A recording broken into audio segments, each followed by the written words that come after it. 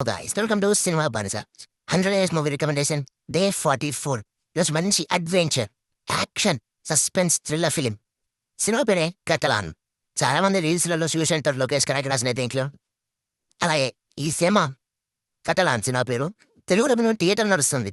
ఇంకా ఓటీటీలోకి రాలేదు. కానీ సినిమా ప్లాట్ విషయానికి వస్తే మొత్తం ఏనుగు దంతాల మాఫియా ఇది. అలాంటి దాంట్లో హీరో అంటే ఒక దంతాలు ఎవరు పట్టుకోవద్దు, షిప్లో షిప్పింగ్ చేయాలి అని హీరోని పిలుస్తారు.